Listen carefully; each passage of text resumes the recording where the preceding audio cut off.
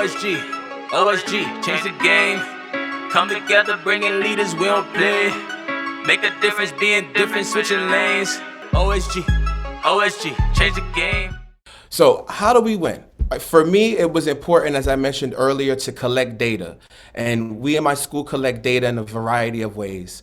We have mid-unit assessments, we have unit assessments, we have mid-quarter assessments, we have quarterly assessments as well, along with year-long assessments such as the Measuring Academic Progress exam, the MAP exam, as well as internal assessments that we put together that mimic the state exams as well. And this process, this implementation of this is not something that happens in February or January or even March, right? This is something that for me I felt was important to just build out on a year-long process. It's something that is built into our school year, our instructional practices, because I feel like if these items are built in, our scholars would be more experienced because they'll be more exposed, they'll be more prepared, and then they'll feel less of the anxiety because it will feel just like, a routine for them, like an everyday thing. How are some of the ways in which the mechanisms in which that we utilize or implement the processes for test preparation?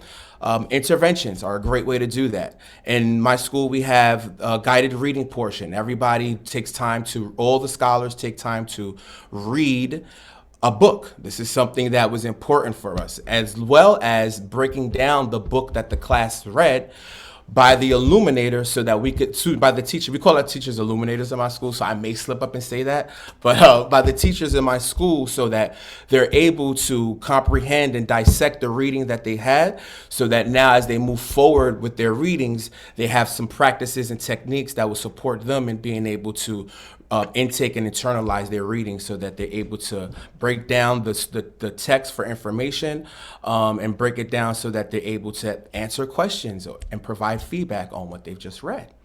Along with our guided reading portion of the day, we have Saturday school, after school tutoring that supports in the scholars' preparedness for the state exams.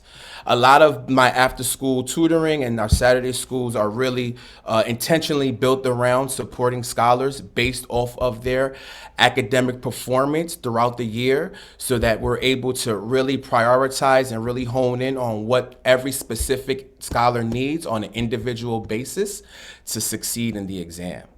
Along with these items, we want to get our scholars hyped up, right? We want to get our scholars feeling good about the test. I like to kind of build in my spirit week during the time that we're taking our state exams so that they get a little bit of a joy factor around that time so that it alleviates some of the anxiety and stress that they may feel normally. And along with these items of systems that can be built in year round to support our scholars, I also feel like it's important to gather support from stakeholders, from families, from community partners, from the scholars themselves, right? I have an active student government. Our student government here supports school-wide initiatives, all of my school-wide instructional initiatives, as well as the fun stuff that our scholars are asking and seeking to do. So it was important for me to make sure that all of these stakeholders were informed and communicated to around the expectations on our state exams, the goals that we have for our scholars on the state exams, and the systems and implementations that we are using to get our scholars better prepared for the exam. And again, when I speak to my families about what we're doing, what our pushes, our initiatives are, a lot of our families are bought into it wholeheartedly because they also want to see their scholars succeed and perform well on the exam as well. A lot of what my families find is that, when the scholars have had the experience before in their school, they come home, they're stressed out, they're feeling away. Oh my goodness, this is the test. Oh, the teachers are telling me about the test, right?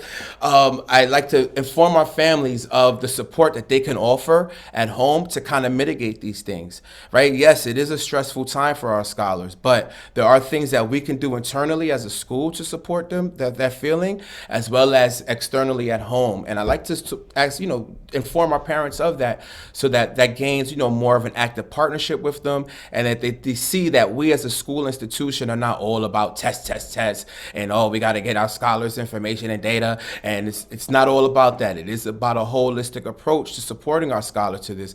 But this is something that we as a school, as all schools in our school district of New York, are accountable to by the state.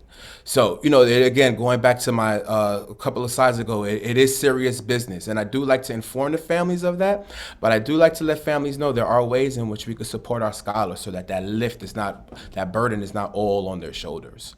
I'm super passionate about students, or just people in general, no matter what age, learning about entrepreneurship, because that's kind of where we're shifting. Not everybody is going into a 9-to-5. I have a little cousin who is in the 5th grade, and she has her jewelry business that she sells jewelry in school. So she's already starting, with her entrepreneurial skills.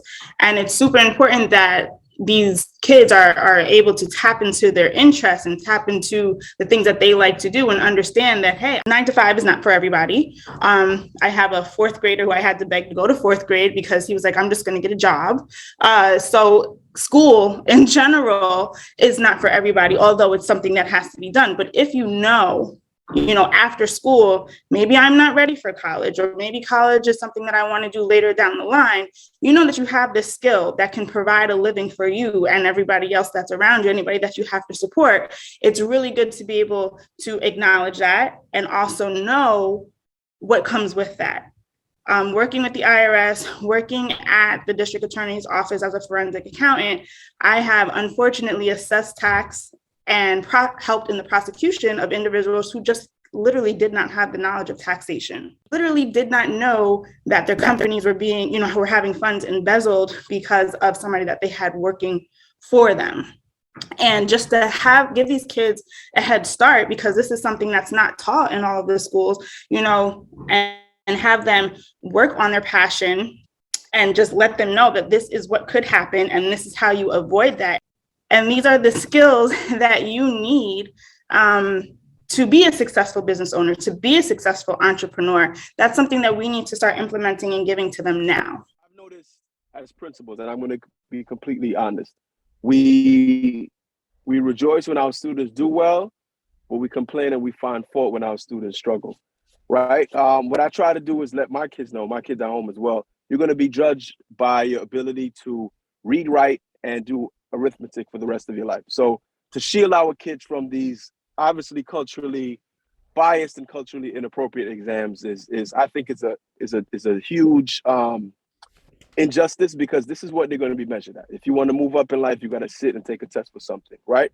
However, my issue with the state assessments is, if we're teaching our kids, if we're using a particular curriculum in our schools, the tests that our students sit for should align to that. It's very difficult to give a child a random passage that they have no prior knowledge on and expect them to perform really well. They probably don't. I don't know if any of you are familiar with the baseball study, but quite quickly, the baseball study looked at a group of students, level 1, 2, 3, 4, and they found that the level 1 students performed as well as the level 4 students when the topic was something that the level 1 students were familiar with.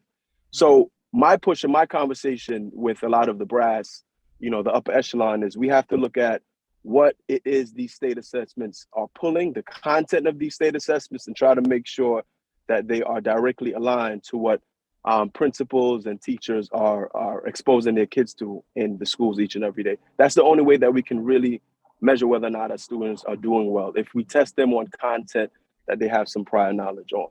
When you're trying to lose weight, exercise is not the most important thing. The most important thing is what you eat. Did you all hear that?